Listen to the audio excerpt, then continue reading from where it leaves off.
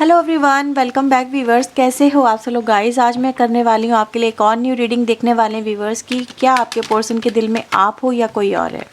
ठीक है, सो आपके पर्सन की आपको लेके फीलिंग क्या है वो भी देखेंगे। एक जनरल कलेक्टिव रीडिंग है, सभी के लिए की जा रही है, इस बात का ध्यान रखिएगा।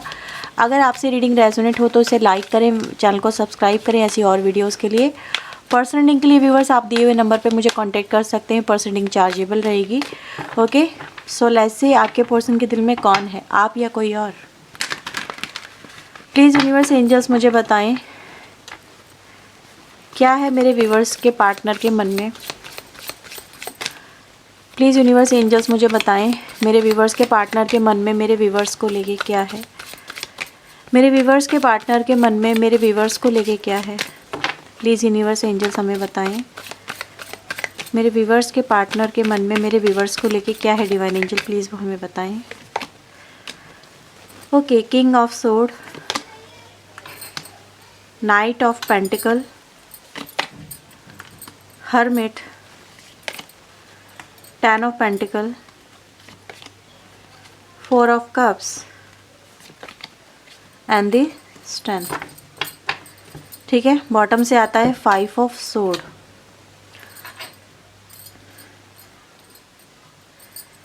मैं इन कार्ड्स को क्लेरिफाई करूंगी with another deck.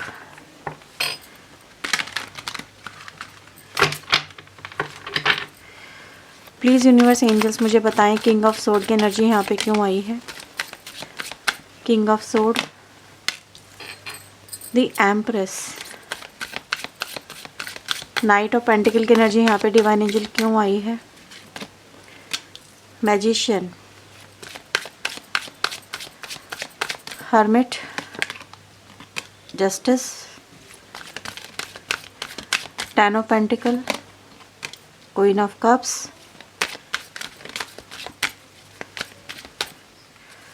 Four of cups, we have star and the strength, we have the knight of pentacle, ten of coin. Partner के दिल में क्या है। ओके व्यूवर्स, तो देखो यहाँ पे आपका पार्टनर कोई भी हो सकता है, मेल फीमेल ऐसा ज़रूरी नहीं है, बट ऐसा नज़र आ रहा है ये जो व्यक्ति है इनके लिए इस वक्त जो प्रायोरिटी है वो मे बी अपनी फैमिली या आने वाली फैमिली, वो ज़्यादा यहाँ पे प्रायोरिटी मुझे नज़र आ रही है।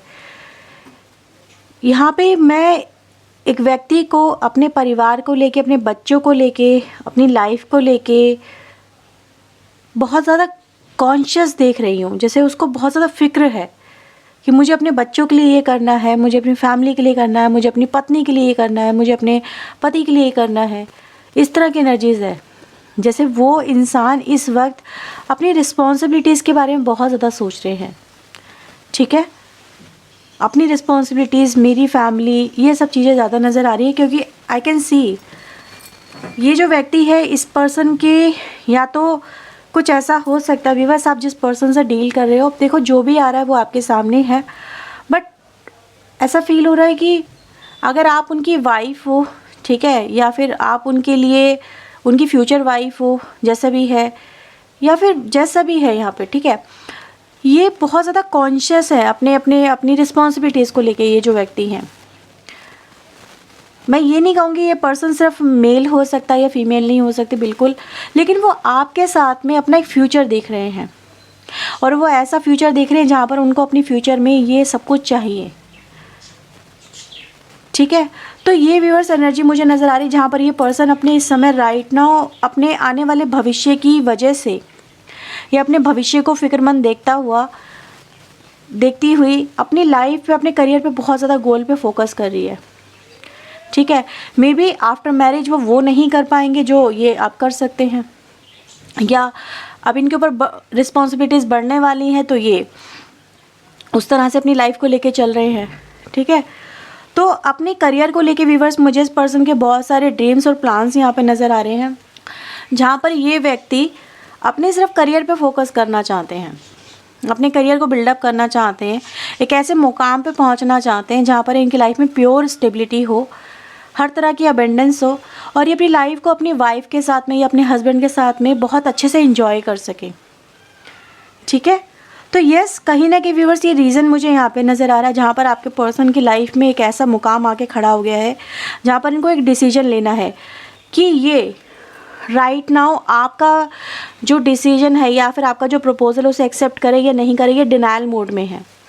ये अभी मे बी मैरिज को लेके रेडी नहीं है, क्योंकि इनको लगता है कि ये अभी प्रिपेयर ही नहीं है, अनेक अनस्टेबिलिटी है इनकी लाइफ में और ये फ्यूचर की जिम्मेदारियों को नहीं उठा पाएंगे, ये फ्यूचर इतना अच्छा सा क्रिएट नहीं कर पाएंगे। और इसीलिए अभी मैं इस पर्सन को आपसे दूरी बनाता हुआ, आपसे नो कम्युनिकेशन करता हुआ या फिर आपके प्रपोजल को इस समय अवॉइड करता हुआ या करती हुई देख रही हूँ। तो राइट नाउ इस पर्सन का जो फोकस है वो कहाँ है? वो है प्योरली अपने पैसे पे, अपने करियर पे, अपनी फाइनेंशियल स्टेबिलिटी पे, और ये अपने आप को किसी मुकाम पे देखना चाहते हैं, एक ऐसे मुकाम पे जहाँ पर ये पहुँच के कहें कि हाँ मैंने जो पाना था वो मैंने पा लिया। ठीक है, तो मे बी हर एक से बात रेजोनेट ना हो, लेकिन मुझे यहाँ पे जो एनर्जीज मिल रही है वो यही दिखा रही है, इस पर्सन की जो प्रायोरिटी है वो इस वक्त इनका फ्यूचर है। इस वक्त आपके साथ में भी अगर मैं फ्यूचर देखूँ तो वो आपके साथ में भी फ्यूचर तब स्टार्ट करेंगे जब उनको लगेगा कि हाँ वो उस मुकाम पे पहुँच गए जहाँ पर उनको पहुँचना था। उनके हो सकता है कि इस समय करियर में अप एंड डाउन चल रहे हों, तो वो अपने करियर पे पहले इस्टेब्लिश होना चाहते हैं। ठीक है, नहीं तो वो अपने आप को पहले अपने पैरों पे खड़ा करेंगे, जो उनकी डिज़ायर जॉब है उसको वो हासिल करेंगे और उसके बाद में आपके साथ में जुड़ेंगे। तो यू नीड टू वेट, तो आपको वेट करना होगा। ये पहले खुद में इस लायक बनना चाहते हैं जहाँ पर इनकी विशेज़ पूरी कंप्लीट हो जाए। और ऐसा नज़र आ रहा है कि इनका जो आपको अवॉइड करने का रीज़न है वो एक मोस्ट इंपॉर्टेंट रीज़न ये हो सकता है कि आप लोगों के बीच में इस समय अपने कनेक्शन को लेके आर्ग्यूमेंट बहुत हो रहे हैं। मे बी आप उनका टाइम मांग रहे हो पर वो आपको टाइम नहीं दे पा रही उतना। आपको लग रहा है आपका पर्सन आपको इग्नोर कर रहा है, आपको बहुत ज़्यादा छोड़ने की कोशिश कर रहा है, इसकी लाइफ में कोई आ गया है। तो आप लोगों के बीच में है यहाँ पे इश्यूज़, काफ़ी इश्यूज़ हैं आप लोगों के बीच में, और ये पर्सन उन इश्यूज़ को हैंडल नहीं कर पा रहे हैं।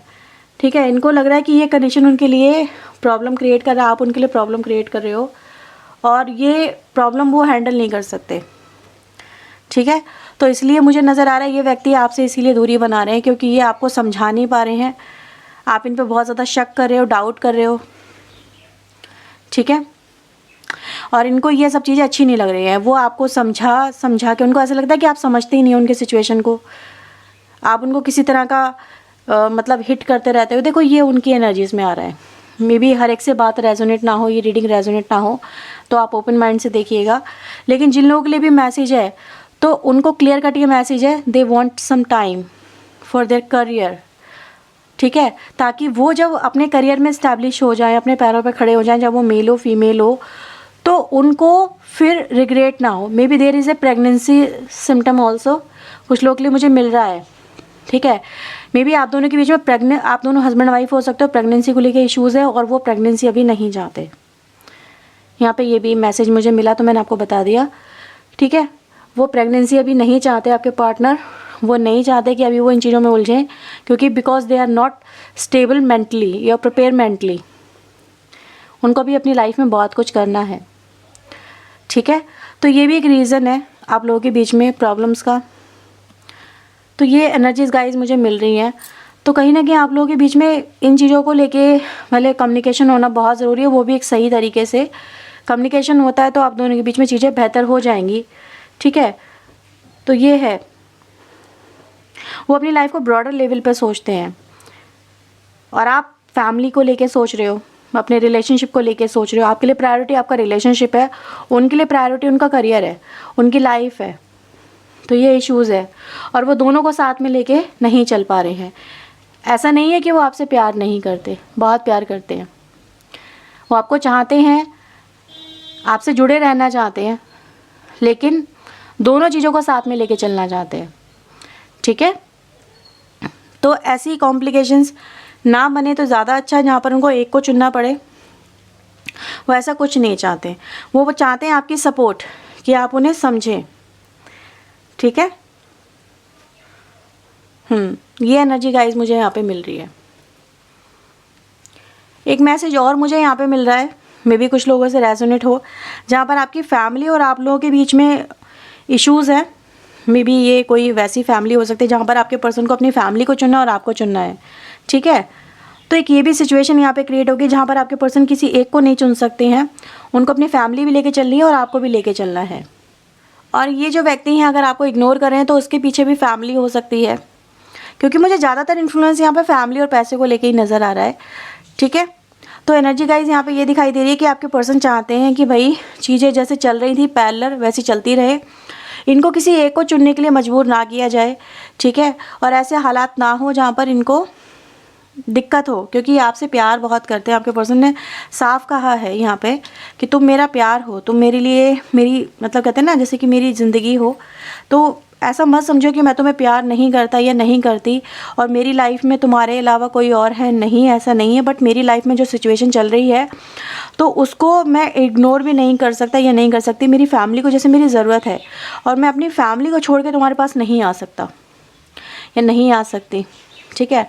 तो समवेयर आप लोगों के बीच में, कुछ लोगों के बीच में एक्स्ट्रा मैरिटल अफेयर भी हो सकता है, कुछ लोगों के बीच में, हर एक के बीच में नहीं। और कुछ लोगों के बीच में मे बी आप लोग अपने कनेक्शन को लेके तो हो सीरियस, बट फैमिली यहाँ पे एक इशू क्रिएट कर रही है, ठीक है। तो काफ़ी सारे मैसेजेस हैं, लेकिन आपके पर्सन यहाँ पे यही दिखाई दे रहे हैं कि उनके लिए भाई उनकी फैमिली भी इम्पोर्टेंस काफ़ी रखती है, प्यार भी रखता है, फैमिली भी रखती है, बट वो किसी एक को चुने, एक को अपनी लाइफ में स्वीकार करें, ठीक है। ये एनर्जीज़ हैं यहाँ पे। अगर आप देखेंगे तो आपके पर्सन ऐसा नहीं कर पा रहे हैं, उनको समझ में नहीं आ रहा है कि वो करें तो करें क्या। और आप दोनों के बीच में इतनी कश्मकश बढ़ती जा रही है, इनके लिए हैंडल कर पाना बड़ा मुश्किल हो रहा है। कभी कोई इनको ट्रिगर करता है, कभी कोई इनको ट्रिगर करता है, कभी कोई इनको अपनी तरफ खींचता है, कोई अपनी तरफ खींचता है। तो इनको समझ में नहीं आ रहा है करें तो करें क्या।